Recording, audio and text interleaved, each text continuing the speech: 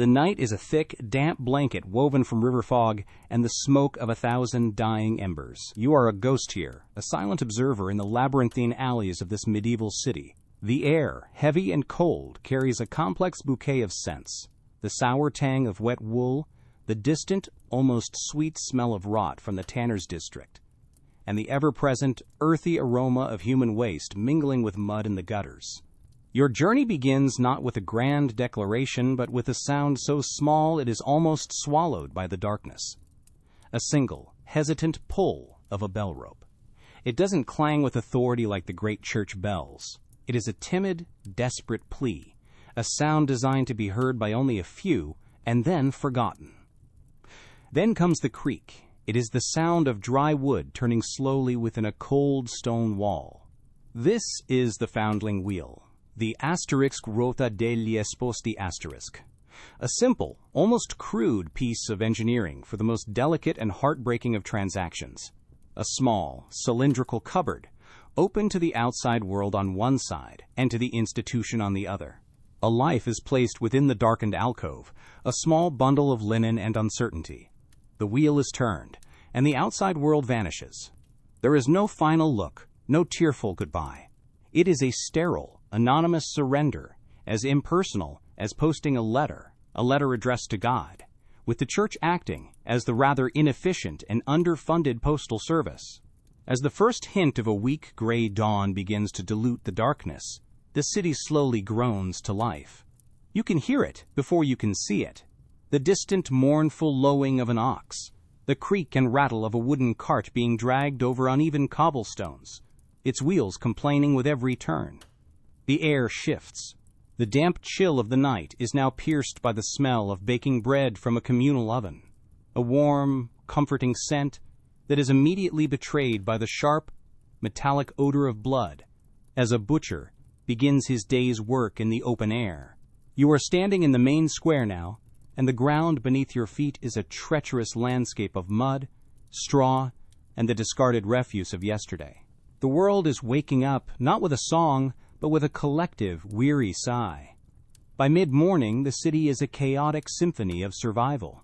You find yourself pushed and jostled in a marketplace that feels like a modern-day Black Friday sale, but with a much higher chance of contracting dysentery. Merchants shout their wares, their voices raw and loud, trying to be heard over the bleating of sheep and the squawking of chickens in wicker cages.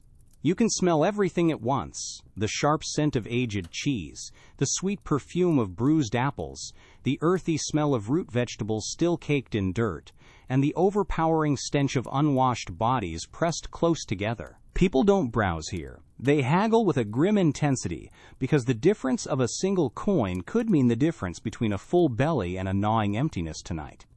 Now you step into the gloom of a tavern. The sunlight from the street is immediately swallowed by the smoky, oppressive atmosphere inside. The air is thick, a stew of spilled ale, sweat, and the pungent smoke from a peat fire that seems to create more haze than heat. Your feet make a soft, sticky sound on a floor covered in sawdust, a substance that does a poor job of hiding whatever has been spilled or dropped upon it over the years. This is the era's social media hub, a place where news, rumors, and blatant lies are exchanged with the same speed. The arguments here, however, are less likely to end with a user being blocked, and more likely to end with a dagger being drawn. If this particular soundscape is helping you unwind, consider liking this, but only if you truly enjoy it. Imagine you are inside a commoner's home, a place of refuge from the city's chaos. The word home is generous. It is a single, dark room, the walls made of wattle and daub that do little to keep out the damp or the cold. The floor is packed earth, cool and slightly moist to the touch. A small, unglazed window, perhaps covered by a piece of oiled parchment, allows a sliver of weak, gray light to enter, illuminating the dust motes dancing in the smoky air from the central hearth. The space smells of boiled cabbage, wood smoke, and the simple, undeniable scent of too many people living in too little space. Privacy is a concept as foreign and luxurious as a silk pillow. As the afternoon light begins to fade, you find yourself standing before the Foundling Hospital itself. It is a stern, imposing building of gray stone, its face impassive and judgmental. A cross is carved above the heavy oak door, a symbol of mercy that feels strangely at odds with the building's fortress-like demeanor. There are few windows, and those that exist are high and narrow, more like slits for archers than openings for light and air. The building seems to absorb the sounds of the city, creating an aura of profound, almost unnatural silence around its walls. This is a place built on charity, but it radiates the cold, hard pragmatism of a business that deals not in goods, but in relinquished souls. The sun sets, and the day's last light paints the clouds in hues of bruised purple and soft orange, a spectacle of beauty largely ignored by the people below. The city exhales. The noise of the market is replaced by the tolling of a bell for evening vespers, a rhythmic, somber sound that washes over the rooftops. The watchmen begin their rounds, their torches casting long, dancing shadows that make the familiar streets seem strange and menacing. The smells change again, the scent of cooking fires and roasting meat giving way to the cold, clean smell of the approaching night. And somewhere, in the deepening gloom, another life is being weighed in the balance. The bell is waiting, the wooden turntable is ready, and your story, a story of survival against the odds, is about to begin. Let us know in the comments what time it was when you finally drifted off to this world. Your life, or rather the life that could have been yours, does not begin with a choice. It begins with the designation. You are a mouth to feed, a body to clothe, and, most importantly, a pair of hands to be put to work. The charity that saved you from the cold stone of the street is not an act of pure altruism. It is an investment in future labor. As you grow, your worth is calculated in your strength, your dexterity, your endurance. You are a blank ledger, and the world is waiting to fill your pages with the repetitive, soul-crushing arithmetic of survival. Your path is not one of grand adventure, but a slow, grinding descent into one of the many grooves carved by the relentless wheel of commerce and necessity. You will not be a knight or a scholar. You will be a cog. Let us watch the machine turn. You might be sent to the mines, a place where the sun is a rumor and the air is a thick, gritty soup. Your descent begins in a crude wicker basket, lowered into the throat of the earth, the square of light above shrinking to a distant, indifferent star.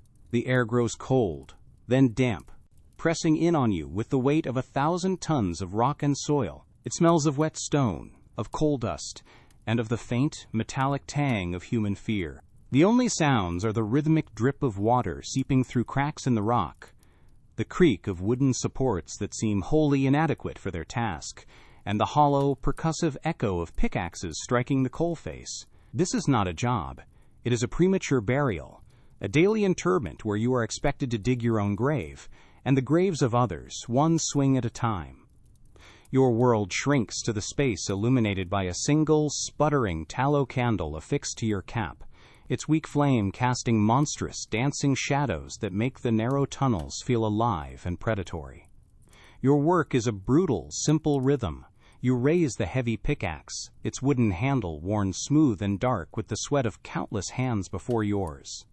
You feel the pull in your shoulders, the strain across your back as you swing the tool into the glittering black wall. The impact jolts up your arms, a shockwave of vibration that will settle deep into your bones and live there forever. Then you do it again and again, a human metronome, keeping time with the slow, steady erosion of your own body, chipping away at the Earth's crust and your own life force in equal measure. The dust is a constant companion. It coats your tongue, turns your saliva into a gray paste, and works its way into the deepest corners of your lungs. Every breath is a shallow, rasping affair, a small act of self-poisoning. You see the older men, their chests heaving with a wet, rattling cough that is the signature song of this profession. They are stooped, their backs permanently curved into the shape of the tunnels they inhabit. Their eyes, when you see them in the faint light, are ancient, rimmed with a blackness that no amount of scrubbing will ever remove. They don't speak much. Words are a waste of precious air. Their communication is in the shared rhythm of the picks, a grim, collaborative percussion that says, "I am still here. I am still swinging." Your meal, if you can call it that, is a lump of coarse dark bread and a chunk of hard cheese, eaten in the suffocating darkness. You don't stop for long. To stop is to grow cold, to let the deep, penetrating dampness of the earth seep into your marrow. You sit on a pile of rubble, the rough stone pressing into you, and chew slowly, the grit of coal mixing with your food. The water in your flask tastes of tin and stale earth. This brief pause is not for rest. It is merely for refueling. It is the moment a blacksmith pauses his bellows to let the fire catch its breath before the real work of shaping the unyielding metal begins again. You are that metal, and the mine is the forge, slowly beating you into a new, broken shape. And then, the swing begins anew.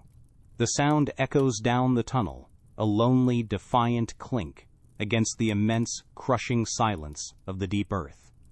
Your muscles scream in protest, a chorus of tiny, tearing fibers. Your hands are a mess of blisters that have burst, bled, and hardened into thick, insensitive calluses. You no longer feel the handle of the pickaxe as wood, but as an extension of your own arm, a dead weight you are cursed to lift for the rest of your waking hours. The day is not measured by the sun, which you cannot see, but by the number of carts you fill with coal, each one a small victory in a war you are destined to lose. The only promise of an ending is the eventual collapse of the tunnel, or the collapse of your own lungs. Perhaps your fingers are deemed too nimble for the brute force of the mine. In that case, you are sent to the spinners. You are led into a long, low-ceilinged hall where the air is not air at all, but a floating, breathing fog of lint and wool fibers. It clings to your clothes, your hair, and the inside of your throat, triggering a dry, persistent cough from the moment you enter. The sound is overwhelming, a deafening, continuous clatter and whir of 100 spinning wheels, a mechanical roar that drowns out all thought. It is the sound of industry, a relentless, churning noise that will become the soundtrack to your life, the rhythm you hear even in your sleep. This is where raw wool is transformed into thread, and where young girls are transformed into hollow-eyed, worn-out women. Your station is a simple wooden stool before a spinning wheel that seems impossibly large and complex. An older woman, her face a mask of weary indifference, shows you the motion just once. Her hands a blur of practiced economical movement. Draw the carded wool. Her foot works the treadle, and the spindle whirs to life, magically twisting the fibers into a single strong thread. It looks like a magic trick. But then it is your turn. Your fingers are clumsy, the thread breaks, the wool bunches. Your failure is met not with anger, but with a tired sigh, and a sharp rap on the knuckles. You learn quickly, because the alternative is to be useless, and the useless are not fed. Soon, your body learns the rhythm, even if your mind rebels against the monotony.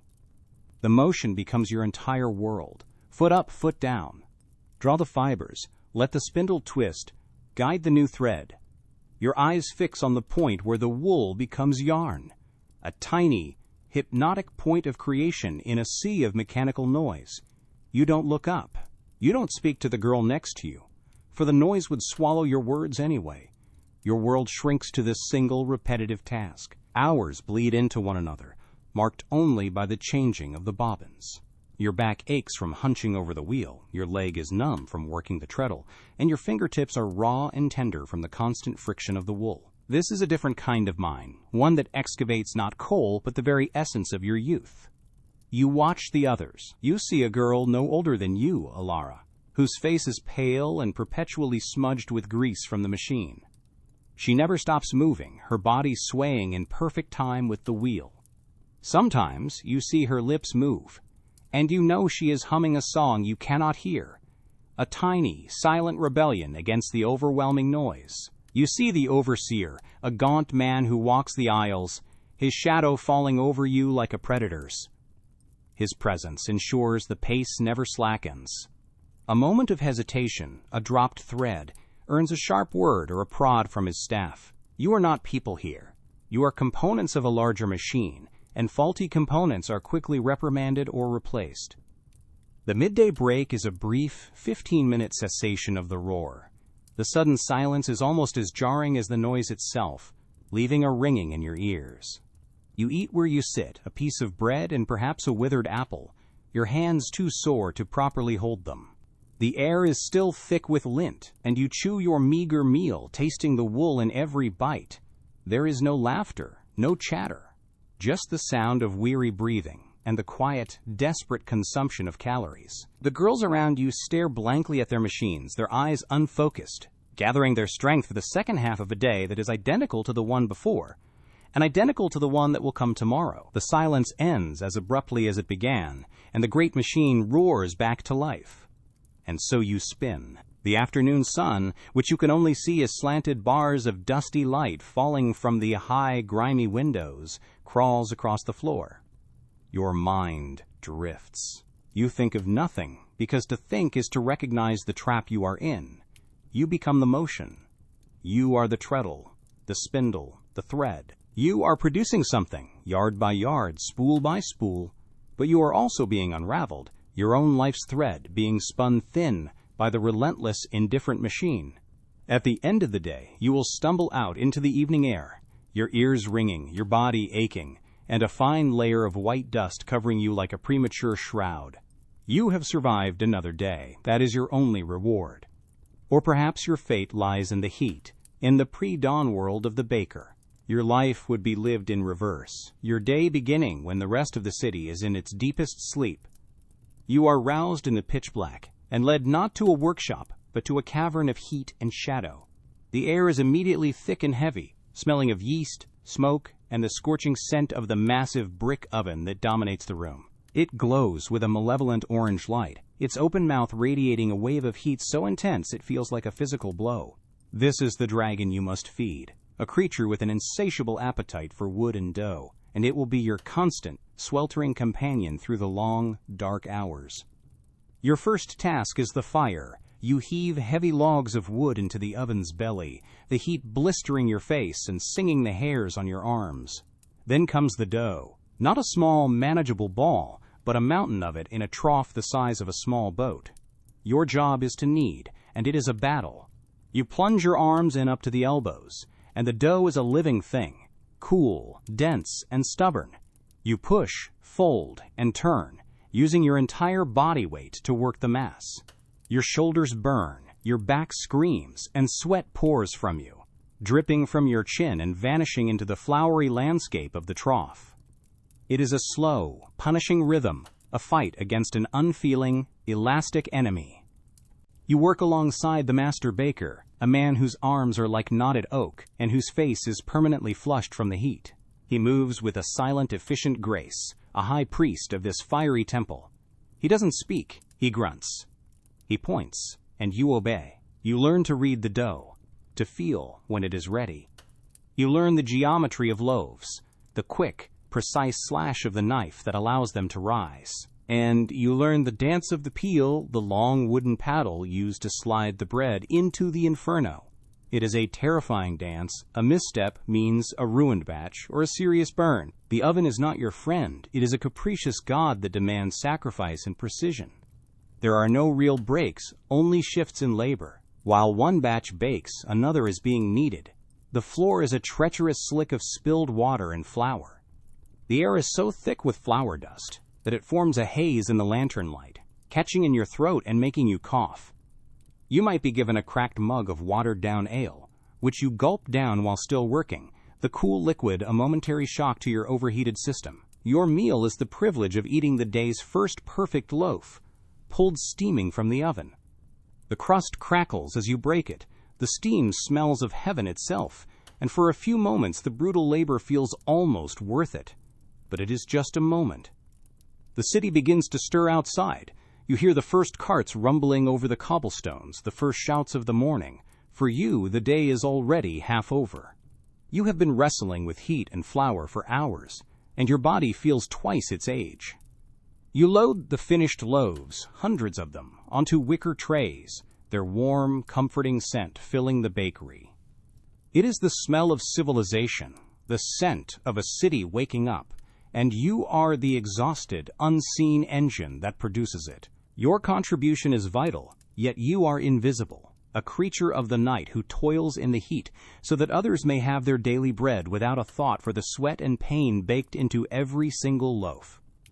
As the sun finally rises, casting a pale, weak light into the bakery, your work is done. You stumble out into the cool morning air, your skin raw from the heat, your muscles trembling with exhaustion. You are covered head to toe in a fine white dust, looking like a ghost returning to his grave at dawn. The city is coming to life, full of energy and purpose, an energy you have already expended. Your reward is a few hours of sleep in a cramped, stuffy room before you must rise again in the dark and return to the glowing mouth of the oven. Your life is a perpetual cycle of heat and exhaustion, of darkness and flower, forever feeding the city that is devouring you in return. But survival is not merely about enduring the labor. It is about navigating a world that is, by its very nature, a minefield of unseen dangers and profound absurdities. The work itself is a lottery of life and limb, played every single day.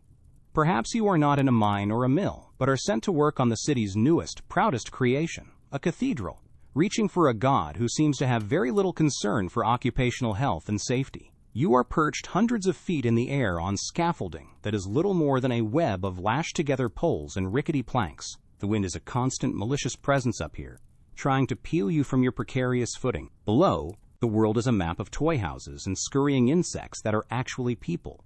There is no net, no harness, only the strength of your own grip and a prayer you are too tired to utter. You watch as a man named Thomas, not 10 feet from you, loses his footing on a slick of morning frost. There is no dramatic scream, just a surprised grunt, a frantic scrabbling of hands on splintered wood, and then silence as he disappears from view. The sound of his impact, when it finally reaches you, is a sickening, wet thud, a sound that is immediately swallowed by the indifferent noise of the city. No one rushes to his side, no bells toll. A foreman simply shouts for his tools to be collected and for the work to continue. His life and his death are less important than the block of stone that still needs to be hoisted into place. You are a disposable part in a grand, divine project, and the blueprint does not include a section on keeping the parts from breaking. Or maybe you are assigned to a dyer's workshop, a place that assaults the senses with a chemical ferocity that makes the tannery seem like a field of flowers. Here, huge wooden vats bubble with concoctions of lichen, roots, and imported insects, creating vibrant colors for the wealthy. But the real workhorse of the trade is urine, collected in pots left on the street corners each morning. The sharp, suffocating stench of ammonia is the air you breathe, a constant burn in the back of your throat. You spend your days plunging bolts of heavy wool into these steaming caustic brews, your hands and arms perpetually stained a mottled rainbow of colors. The skin on your fingers peels and cracks from the constant exposure to lime and other mordants, leaving them raw and prone to infection. You learn to fear the vats. They are not just filled with foul-smelling liquids. They are pits of chemical danger. You hear the story of a boy who, dizzy from the fumes, slipped on the wet floor and fell headfirst into a vat of boiling indigo. They pulled him out quickly, but his skin was already a nightmarish canvas of blue blisters, his lungs seared from inhaling the steam. He did not last the night. Your job is to create beauty, to transform drab wool into the rich blues and reds worn by merchants and nobles, but you do it by wading through poison. You are a living brush, painting the fabric of society with your own health, one agonizing, fume-choked day at a time. The rich get the beautiful cloth, you get the cough and the sores. The food that fuels this brutal labor is its own special kind of peril. You have seen the baker, a man of pride and skill, but you also know the realities of the market. When flour is expensive, it is stretched. You bite into a loaf of bread and feel a telltale grittiness between your teeth. It might be chalk dust or sawdust from the local carpenter, or if the baker is truly unscrupulous, finely ground bone from the charnel house. Alum is often added to make old flour look whiter, a chemical trick that gives you a stomach cramp that feels like a fist twisting your insides. Every meal is a gamble, a calculated risk. You are not just eating to live. You are trying to eat without being slowly poisoned by the very sustenance meant to keep you alive. This culinary creativity extends to everything. The milk you are occasionally given is a thin, bluish liquid, more water than milk, with chalk added to give it a semblance of color and thickness. The ale, the so-called liquid bread of the working class, is often small beer to begin with, a weak brew made from the second or third rinsing of the grain. To give it a kick, or the illusion of one, brewers might add anything from soot for color to mildly narcotic herbs to make the drinker feel a greater effect from a weaker product. The meat at the butcher's stall is a masterclass in deception. Old, graying cuts are rubbed with fresh animal blood to restore a healthy red sheen. The smell of meat just beginning to turn is masked by a heavy-handed application of cheap pepper and cloves. Your senses are your only defense against a world determined to sell you rot and call it dinner. And when these dangers, the accidents, the poisons, the poor nutrition, inevitably lead to sickness, you enter a world of absurdity that is perhaps the greatest danger of all. There are no germs in your understanding of the world. There is only imbalance. Your body is a vessel containing 4 humors: blood, phlegm, yellow bile, and black bile. Too much heat causes a fever, and excessive phlegm a cold. The cures are therefore based on a logic that is both elegant and catastrophically wrong. A fever is treated with cooling foods, a chill with hot spices. And if that fails, the physician, or more likely the local barber surgeon, will simply open a vein and let the excess humor, along with your life force, drain into a bowl. You learn the folk remedies, a strange and desperate pharmacopoeia passed down in whispers. A cut that refuses to stop bleeding is packed with cobwebs and dust. A persistent cough is treated with a syrup of honey and horehound, which is pleasant enough, but if it lingers, you might be prescribed a tea made from boiled lungwort, a plant whose spotted leaves vaguely resemble a diseased lung. This is the doctrine of signatures, a belief that God has marked plants to reveal their purpose. A walnut, shaped like a brain, is obviously good for the head. Eyebright, with its flower like a tiny eye, is for vision. It is a beautiful poetic system for understanding medicine. It is also completely useless. For a wound that becomes infected, a common and often fatal occurrence, the remedies become more desperate and disgusting. You might be told to apply a poultice made of bread mold, one of the few remedies that might accidentally work. Or you might be instructed to apply one made of fresh, warm animal dung, a surefire way to introduce a host of new and exciting bacteria directly into your bloodstream. You might be sold a potion by a traveling quack containing little more than river water and powdered herbs. Or it might contain dangerous amounts of lead or mercury. In a world without antibiotics, where a simple scratch could be a death sentence, you will try anything. You will cling to the most absurd superstitions because they are the only hope you have. And so you navigate this treacherous landscape. Your body is a fortress under constant siege from all sides. Gravity tries to pull you from the rooftops, machines try to grind you into paste, and fumes try to dissolve your lungs from the inside out. The very food you eat wages a subtle chemical war on your intestines, while the water you drink could be teeming with the invisible seeds of cholera or dysentery. And should you fall ill, the people trying to help you might do more harm than the illness itself, armed with theories as dangerous as they are confident.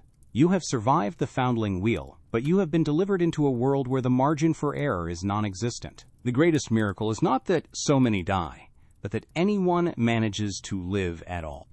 Let us speak of the companions you cannot see, the invisible guests who share your straw pallet at night and season your food with their presence. They are the true masters of this world, the great levelers of society, and they have many names. You may come to know the one they call consumption. It does not arrive like a storm, but like a fog, creeping into your lungs with a quiet persistence. It begins as a simple weariness, a fatigue that settles deep in your bones, a weight you cannot shrug off. Then comes the cough, a delicate, almost polite sound at first, a gentle clearing of the throat that will, over months, deepen into a wet, rattling summons from the grave. You will notice a strange beauty in its victims, a fever that brings a rosy, ethereal glow to their cheeks, an almost translucent quality to their skin. It is the disease of poets and tragic heroines, a slow, romanticized fading. The reality is less poetic. It is the taste of blood in your mouth in the morning, the slow, steady surrender of your lungs, until every breath is a shallow, painful bargain for a few more moments of life. Or perhaps your unwelcome guest will be typhus, the jail fever, the camp fever, the constant shadow that follows poverty in crowds. This one is no slow-burning candle. It is a flash fire. One day you are working, weary but whole. The next, your head is a universe of pain, a blacksmith's hammer pounding from the inside out. A violent fever seizes you, so hot it feels as if your blood is boiling, followed by chills that rack your body with uncontrollable shudders.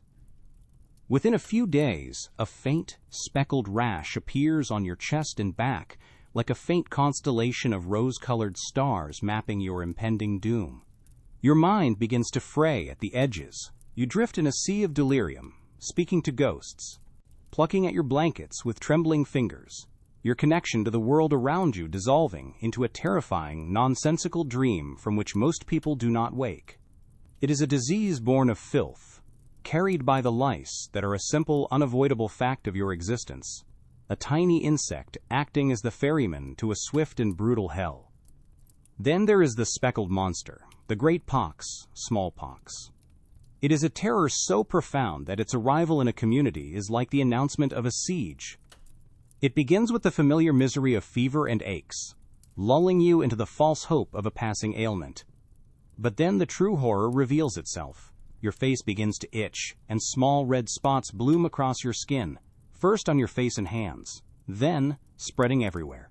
These are not the faint stars of typhus. They are angry, hard bumps that swell, fill with a thick yellowish fluid, and join together until your own skin is a foreign, bubbling landscape. The pain is exquisite, and the smell is that of rot and decay, the smell of your own body putrefying while you are still alive within it. For 2 weeks you are a prisoner in this agonizing, weeping shell. If you survive, and the odds are, at best, 3 in 10 that you will not, you are left a changed person. Your face, a permanent mask of pitted scars, a living testament to the monster you have entertained. You may be blind.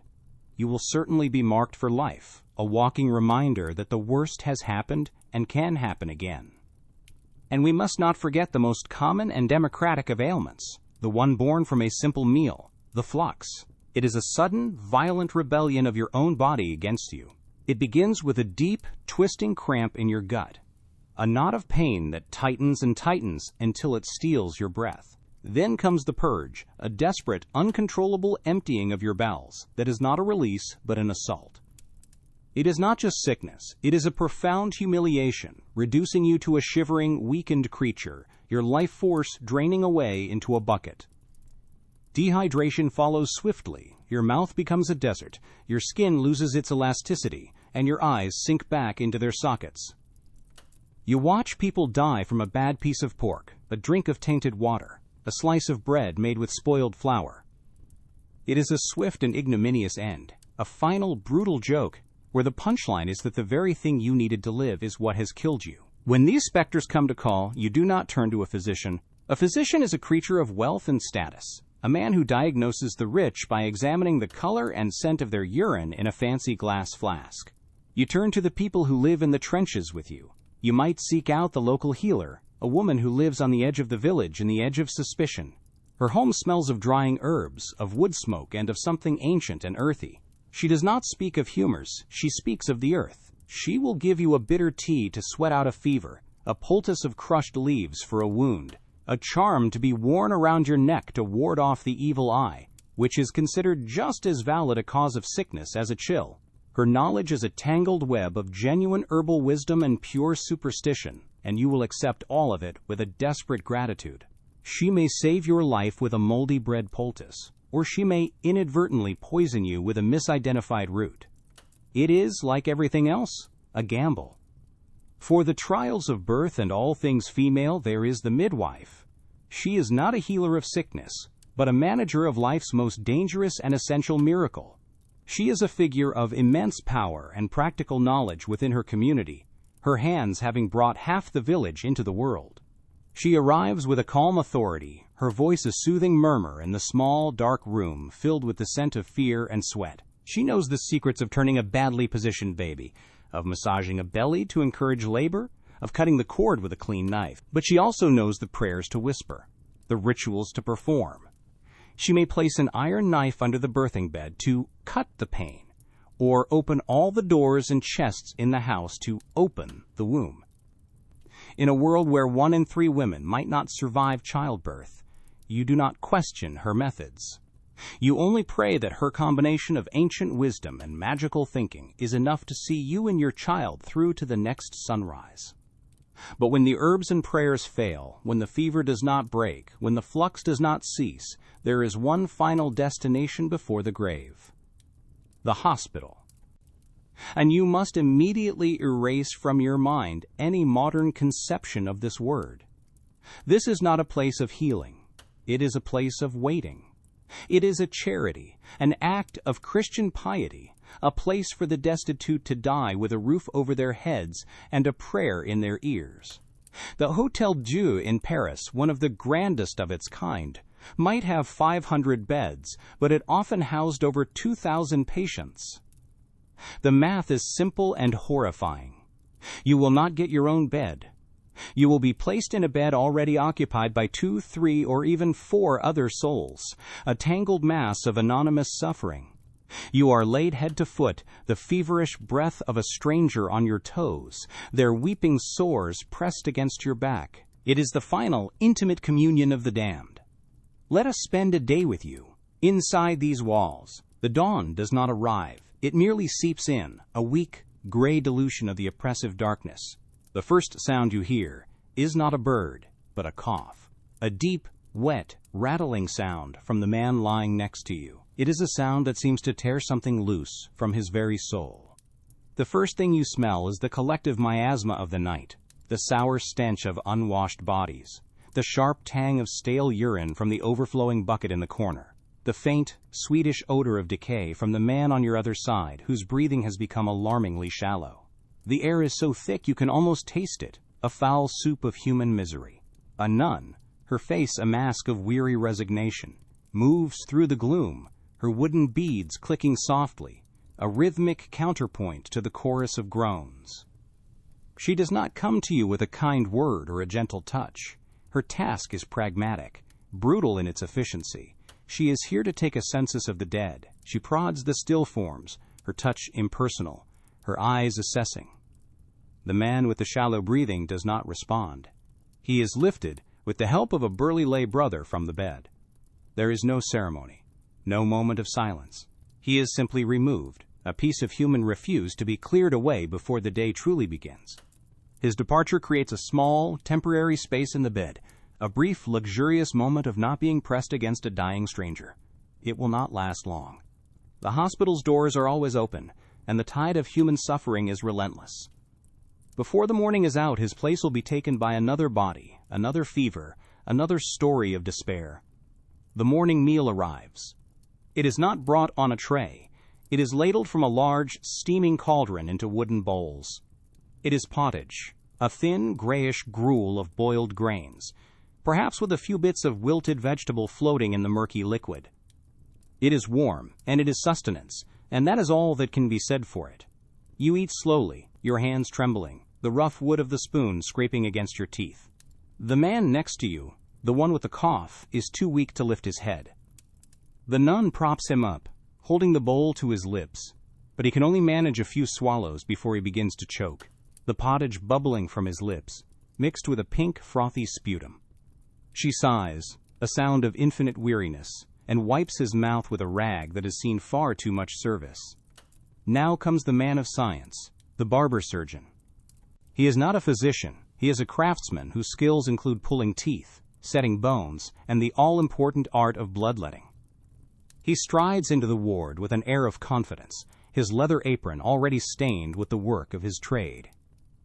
He is here to balance the humors. He selects a patient with a high fever, a man whose skin is flushed a deep, angry red. The barber surgeon's tools are laid out on a small table, a brass bowl, some linen strips, and the phlegm, a small, sharp instrument for opening a vein.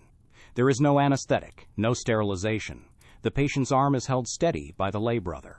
The barber surgeon makes a quick, practiced slice. The blood that flows into the bowl is dark and thick. Everyone watches, fascinated and horrified. This is medicine in its most visceral form, a visible, tangible act.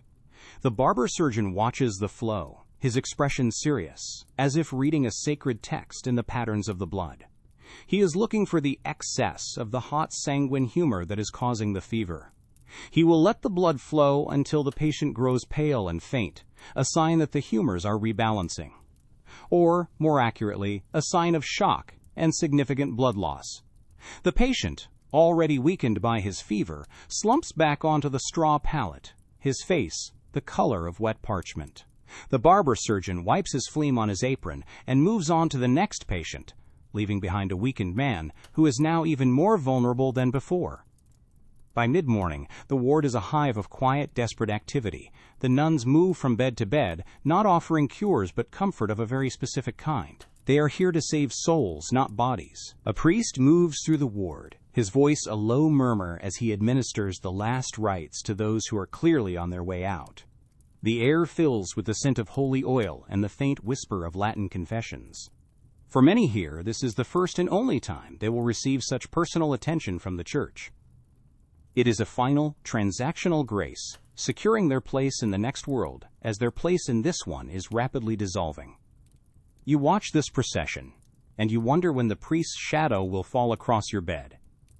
The sounds of the city filter in through the high, narrow windows, the rumble of a cart, the shout of a merchant, the clang of a blacksmith's hammer. They are sounds from another world, a world of life and purpose that feels impossibly distant from this stagnant pool of sickness. Inside, the soundscape is more intimate, more terrifying. It is the relentless chorus of coughing, the soft, continuous weeping of a woman in the corner, the sudden, sharp cry of a man seized by a fit of pain, and underneath it all, a sound you learn to dread. The soft, dry, rustling sound of the straw pallets, which are not just filled with straw, but with the lice, fleas, and other vermin that thrive in this environment. Lunch is a repeat of breakfast, more pottage. It is the fuel of survival, nothing more. As you eat, you notice the flies. They are everywhere, fat and lazy, crawling on the walls, on your blanket, on the faces of men too weak to brush them away. They move from the slop bucket to your bowl, from a weeping sore to a piece of bread. You understand, in a way you cannot articulate, that they are messengers, carrying sickness from one person to another, tireless couriers of contagion. You try to wave them away from your food, a small, futile act of self-preservation in a place where the very air you breathe is saturated with disease. The afternoon is the longest part of the day. The weak sunlight that slants through the windows slowly crawls across the stone floor, a silent, indifferent clock marking the passage of hours. There is no distraction, no book to read, no one to talk to. The conversations here are nonverbal, a shared glance of fear with the person across the ward, the simple act of a nun wiping a fevered brow with a cool, damp cloth, a man trying to help his bedfellow take a sip of water. These are the small, fleeting moments of humanity that flicker in the overwhelming darkness. But mostly, there is just the waiting. Waiting for the pain to subside, waiting for the fever to break, waiting for the end one way or another. A commotion erupts at the far end of the ward. A man, seized by a violent delirium, has tried to climb out of his bed. He is shouting nonsense, his eyes wide with a terror only he can see. The lay brothers rush to restrain him, their movements practiced. They are not gentle. They force him back into the bed, holding him down as a nun ties his wrists and ankles to the wooden bed frame with strips of cloth. He continues to struggle, his shouts turning into hoarse, animalistic cries. His madness is another form of contagion, spreading a palpable fear throughout the ward. You watch, your heart pounding, and you pray that your own mind remains your own. As the afternoon wanes, the physician might make his grand appearance. He is a man of learning, dressed in fine robes, his face a mask of scholarly detachment. He does not touch the patients. To do so would be beneath his station and, more practically, expose him to their filth and diseases. He stands at the foot of a bed, his gaze analytical. He asks the nun for the patient's urine flask, holding it up to the light, studying the color and sediment like a fortune teller reading tea leaves. He might sniff the air around the patient, discerning the scent of the malady. He will then pronounce a diagnosis in Latin, a string of incomprehensible words that boil down to an imbalance of humors. His prescription might be a change in diet, perhaps some cooling cucumber for a fever, or warming pepper for a chill, or a more aggressive course of purging or bleeding to be carried out by the barber surgeon. Then, his duty done, he sweeps out of the ward, leaving a wake of awe and utter uselessness. The light begins to fade. The shadows in the ward lengthen, turning the room into a landscape of shifting, monstrous shapes. This is the hour of fear. The distractions of the day are gone, leaving you alone with your pain and your thoughts. The nuns light a few tallow candles, their flickering flames doing little to push back the encroaching darkness. Their light creates an illusion of warmth, a small, hopeful glow in the vast, cold room. The evening prayers begin. The familiar Latin chants a comforting, rhythmic drone that washes over the ward. For a few moments, there is a sense of peace, a collective surrender to a power greater than the sickness that holds you all captive. The final meal of the day is served. It is bread, hard and dark, and a thin, watery ale. You chew the bread slowly, making it last. The ale is weak, but it is something other than water, and you are grateful for it. The man with the cough can no longer eat. He lies still, his eyes closed, his breathing a shallow, rasping whisper. The nun does not try to feed him. She simply sits by his side, her hand resting on his forehead, her lips moving in silent prayer. She is a midwife to the dying, easing their passage from this world to the next. Her presence is a final, quiet act of charity. Night falls completely. The world outside goes silent, and the sounds inside the ward become magnified. Every cough, every groan, every rustle of the straw seems to echo in the cavernous space. Sleep is a rare and precious commodity. It is a flight from reality, but it is a flight that is constantly interrupted by your own pain or the suffering of others. You drift in and out of a shallow, feverish doze, your dreams a tangled mess of fear and memory. You are never truly at rest. The night is a long, lonely vigil, a battle fought in the dark against an enemy you cannot see. Sometime in the deepest part of the night, you are woken by a change in the soundscape. The rasping breaths from the man next to you have stopped. There is only silence. A profound, absolute silence that is more terrifying than any noise. You lie perfectly still, listening, waiting. After what feels like an eternity, the nun who keeps the night watch appears, a single candle in her hand. She holds the flame near the man's lips. It does not flicker. She makes the sign of the cross, whispers a final prayer, and pulls the rough linen sheet over his face. Then she leaves, and you are left lying in the dark, next to a corpse, waiting for the dawn. The corpse bearers arrive before sunrise. They move with a quiet, practiced efficiency, their movements swift and silent in the gloom. They lift the shrouded body from the bed, and for the second time in a single day, you are granted the small luxury of space. You watch them carry their burden away, and you know where they are going. They are going to the cemetery, the final repository for the hospital's failures. It is not a place of peaceful, grassy plots. It is a churning, overcrowded field of human decomposition.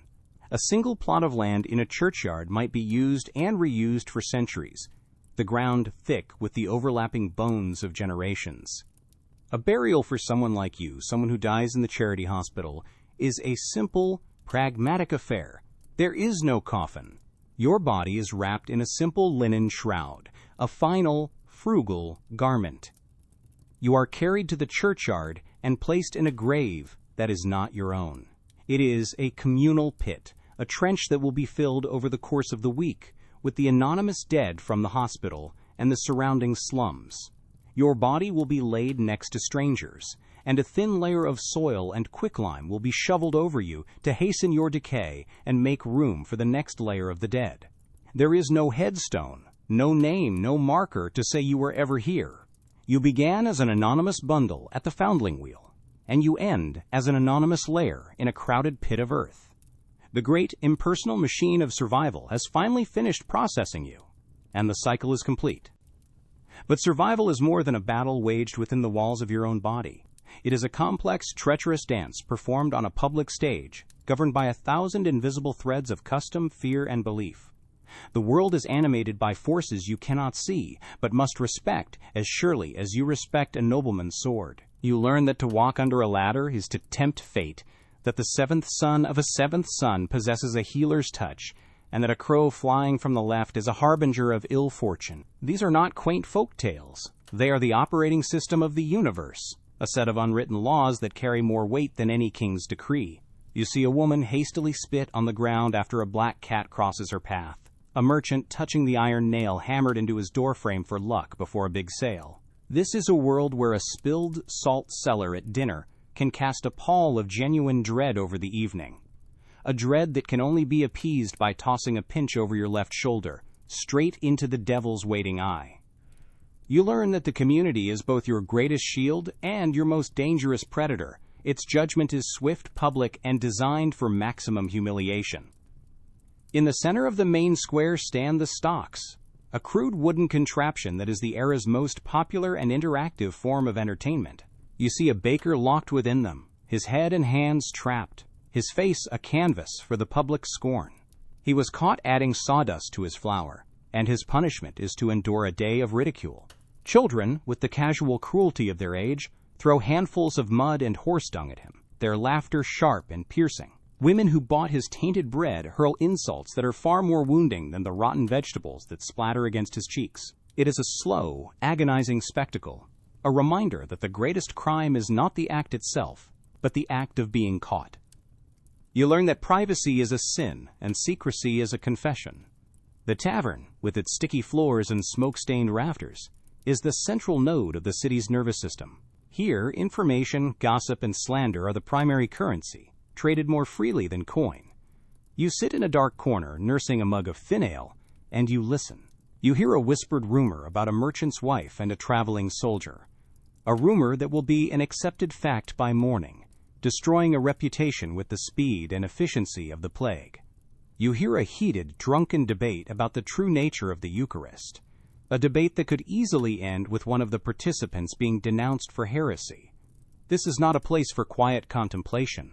It is a battleground of whispers, a court of public opinion where you are judged by a jury of your intoxicated, bored, and malicious peers. And sometimes, the fear that bubbles just beneath the surface of daily life erupts into a tangible form.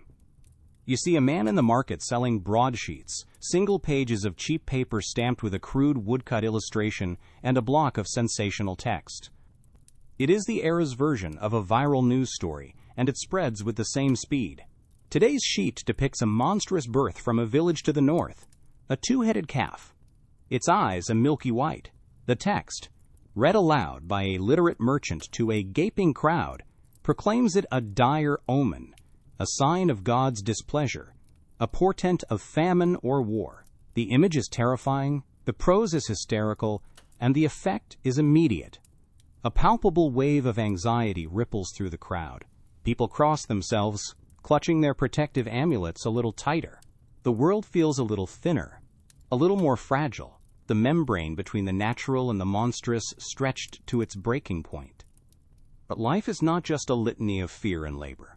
It is punctuated by rituals that bind the community together, moments of profound social significance that you observe from the periphery. You witness a wedding. It is less a celebration of love and more a public ratification of a contract. The bride is led through the streets, her family's wealth on display, the dowry of pots, pans, and perhaps a single precious cow paraded for all to see.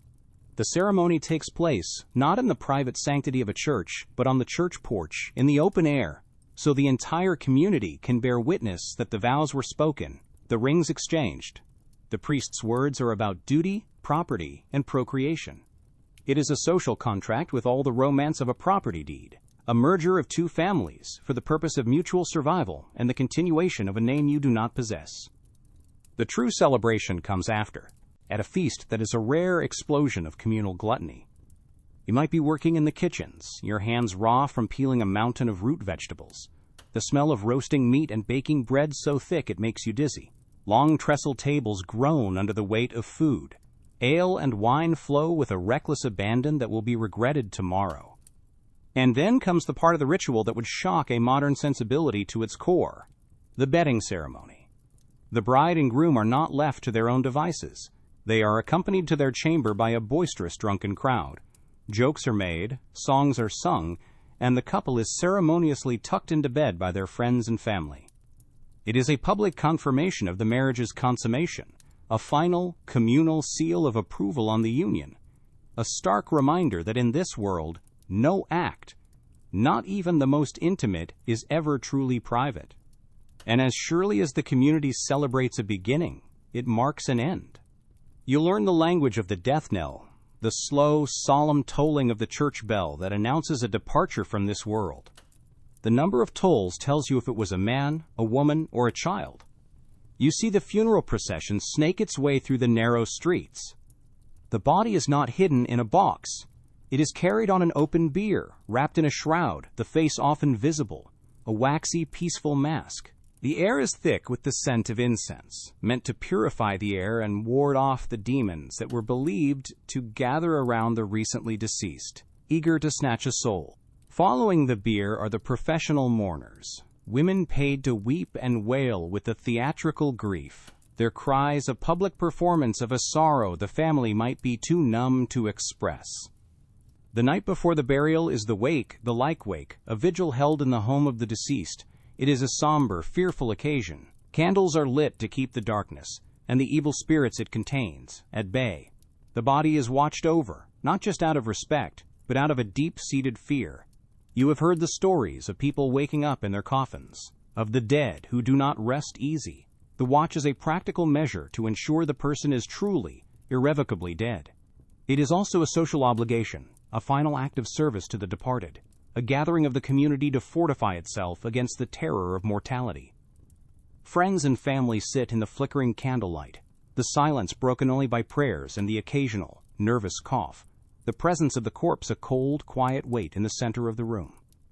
And then there are the moments when the entire social order is deliberately, joyously, and dangerously turned upside down. You witness the Feast of Fools, a day in the dead of winter when the world goes mad. For 24 hours, the rigid hierarchies that govern your life are dissolved in a flood of ale and anarchy. A peasant is elected the lord of misrule, and for a day his word is law. The church, the bastion of order, becomes a stage for chaos. Mock sermons are delivered from the pulpit, hymns are sung backwards, and the priests themselves might engage in raucous, drunken games.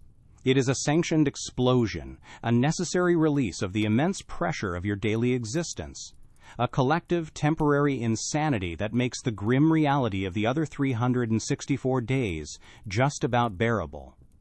You stand in the square, watching the wild procession. People wear masks, their faces transformed into grotesque parodies of demons and animals. Men are dressed as women, women as men. The air is a cacophony of bells, drums, and drunken singing. It is exhilarating and terrifying. The joy is frantic, edged with a kind of desperation. You see brawls break out and then dissolve into laughter. You see couples disappearing into dark alleys, the normal rules of courtship suspended. This is not a gentle pastoral festival. It is a raw, chaotic, and sometimes violent catharsis. It is the world holding its breath and screaming. A brief, wild holiday from the crushing, relentless burden of being yourself. You are a silent observer, a ghost at the feast, watching the machine of society briefly, deliberately, tear itself apart, knowing that tomorrow the pieces will be put back together, the roles will be reassigned, and the grinding will begin anew.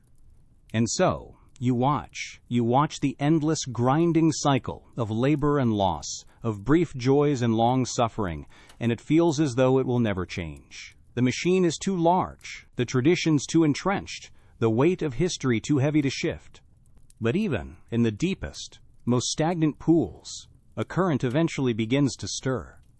It is not a revolution, not a sudden, violent storm that tears down the old world. It is something much slower, almost imperceptible. It is the dawning of a new and profoundly selfish idea, that perhaps a city that does not actively poison its inhabitants might be a more profitable city in the long run.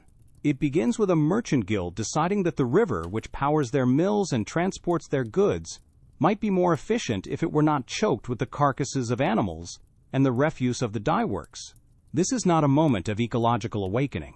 It is a business decision, a cold calculation that clean water is, in some small way, good for commerce. This same cold logic begins to seep into the very bread you eat. For centuries, the baker's art was a gamble for the consumer, a mystery of flour and whatever else could stretch a profit. But the constant threat of a bread riot, of a hungry mob with torches and a grudge, is bad for business and worse for the established order. So you begin to see the first clumsy attempts at regulation. Public scales appear in the marketplace, a new and radical technology of trust. Laws are passed, the assize of bread and ale, which dictate the weight of a loaf relative to the price of grain. Punishments for cheating are made brutally public, not to ensure your health, but to ensure social stability. The baker caught selling underweight loaves is not simply fined. He is dragged through the streets on a sledge, with his sad, shrunken bread tied around his neck. If you can walk into a supermarket today and buy a loaf of bread, confident that it is just bread, you owe a small, silent debt to these terrified, humiliated bakers and the angry mobs who ensured their honesty. And then the great, purifying catastrophes arrive. A fire sweeps through the city, consuming the labyrinth of wooden houses and narrow, lightless alleys in a single, terrible gulp. Or the plague returns, its silent scythe cutting down a third of the population, leaving behind a world of echoing silence and empty homes. In the wake of this devastation, there is a chance to rebuild, not from compassion, but from fear. You see the new streets laid out just a little wider, allowing the sun and air to penetrate the gloom for the first time. You hear the first talk of building conduits of stone to bring fresh water from the hills, or brick-lined channels to carry waste away. The idea of quarantine, born in the bustling, plague-haunted ports of Venice, begins to spread. A ship full of sailors is forced to wait 40 days in the harbor, a floating prison, to prove it carries no invisible death. The social distancing you may have experienced is a distant, digital echo of this. A shared understanding that sometimes the only way to protect the community is to wall off the unknown, to treat every stranger as a potential carrier of the end. This new way of thinking, this slow turn toward logic and observation, eventually finds its way into the hospital ward, where you once lay waiting for the end. Men of learning begin to do the unthinkable. They dissect human bodies, peeling back the skin to map the strange, hidden country within. They discover that blood is not a stagnant pool of humors, but a river that circulates. They begin to suspect that sickness might be caused not by an imbalance of bile, but by tiny invisible things that pass from one person to another. From this suspicion, a revolutionary idea is born in the crowded, filthy hospitals, the simple act of separating patients. The feverish are put in one ward, the wounded in another, the women in childbirth in a third. It is the first crucial step away from being a warehouse for the dying and toward becoming a place of healing. It is the quiet, radical notion that you should not be forced to catch a fatal disease from the person dying in your bed while being treated for a broken leg. And so, the world you have witnessed, a world of constant, intimate struggle against chaos, begins to recede. Its sharp edges are slowly, painstakingly worn smooth by these small, incremental victories of reason and self-preservation.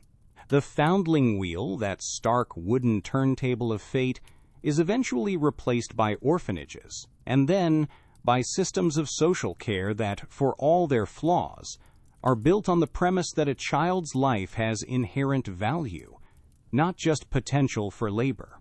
The brutal lottery of survival that defines your existence is slowly tamed by sanitation, by medicine, by laws that protect you from the most flagrant poisons and the most dangerous workplaces. The great churning machine of society, which once ground bodies into dust with such casual indifference, has been fitted with a few precious, hard-won safety guards. This is your legacy. The story that began with the pull of a bell in the dark does not end in the communal grave. Its echoes are all around you, woven into the very fabric of the quiet, safe world you now inhabit. The clean water that flows from your tap is a victory over the filth of the medieval river. The light that floods your room at the flick of a switch is a victory over the deep, oppressive darkness of the pre-industrial night. The knowledge that a simple cut will not kill you is a victory over the terrifying power of unseen infection. These comforts are not miracles. They are monuments built over centuries on a foundation of uncountable, forgotten lives. They are the inheritance bequeathed to you by the miner who choked on dust, the spinner who went deaf at her wheel, the dyer who was poisoned by his own vats, and the child who survived the hospital bed. Their suffering was the terrible, necessary price for the quiet you now enjoy. And so, as you drift into the safety of your own sleep, let your final thought be a quiet acknowledgement of these ghosts. They toiled in the dark so that you could live, finally, peacefully, in the light. Rest now in the world they inadvertently built for you. The watch is over. Sleep.